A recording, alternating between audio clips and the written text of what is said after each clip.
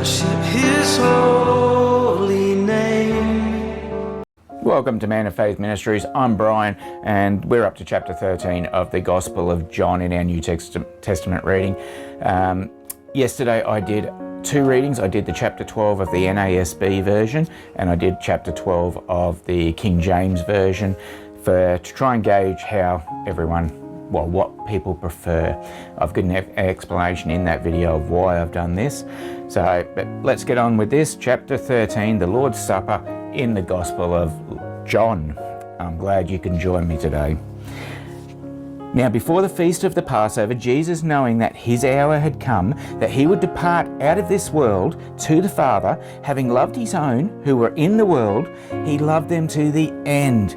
During supper, the devil having already put into the heart of Judas Iscariot, the son of Simon, to betray him, Jesus, knowing that the Father had given all things into his hands, and that he had come forth from God and was going back to God, got up from the supper and laid aside his garments, and taking a towel, he girded himself. Verse 5, Jesus washes the disciples' feet. Then he poured water into the basin and began to wash the disciples' feet and wipe them with a towel with which he was girded. So he came to Simon Peter. He said to him, "Lord, do you wash my feet?" Jesus answered and said to him, "What I do you do not realize now, but you will understand hereafter." Peter said to him, "Never shall you wash my feet." And Jesus answered him, "If I do not wash you, you have no part with me." Simon Peter said to him, "Lord, then wash not only my feet, but also my hands and my head." Jesus said to him, "He who has bathed need only to wash his feet, but is completely clean, and you are clean, but not all of you." For he knew the one who was betraying him. For this reason, he said, "Not all of you are clean." So when he had washed their feet and taken his garments and reclined at the table again, he said to them, "Do you know what I have done to you? You call me teacher and Lord, and you are right, for so I am. If I then, the Lord and the teacher, washed your feet, you also ought to wash one another's feet. For I gave you an example that you also should do as I did to you. Truly, truly, I say to you, a slave is not greater than his master, nor is one who sent greater than the one who sent him. If you know these things, you are blessed if you do them. I do not speak of all of you. I know the ones I have chosen, but it is that the scripture may be fulfilled. He who eats my bread has lifted up his heel against me. From now on, I am telling you before it comes to pass, so that when it does occur, you may believe that I am he.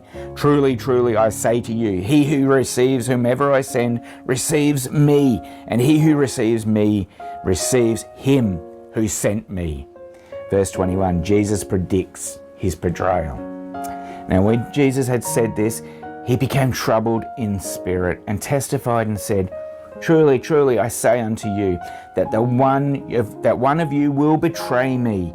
The disciples began looking at one another at a loss to know of which one he was speaking.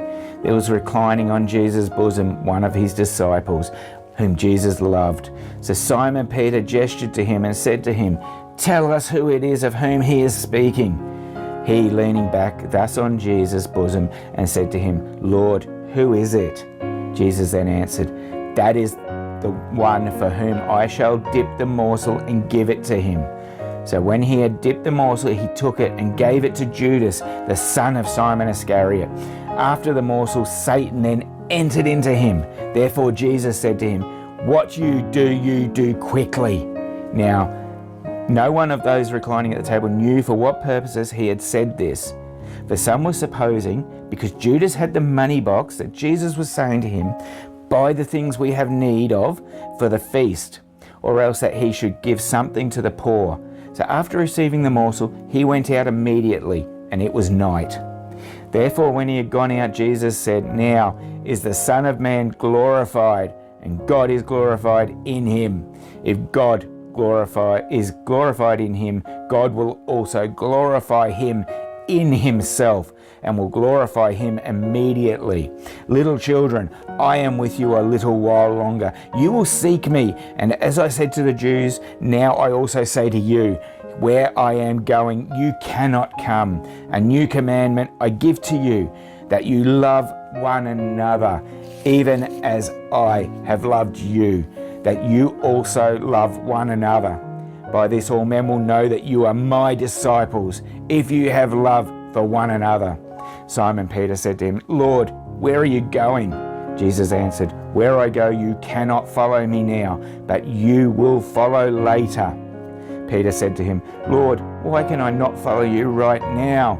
I will lay down my life for you. Jesus answered, will you lay down your life for me? Truly, truly, I say to you, a rooster will not crow until you deny me 3 times. That's the end of chapter 13. Very powerful chapter, that one, when Jesus is letting the other disciples that he knows who is going to betray him. And Judas knows that Jesus knows in that one. Next time we've got chapter 14, Jesus comforts his disciples. So until then, I hope you can join me for that one. Please stay safe, take care, and may God bless your day.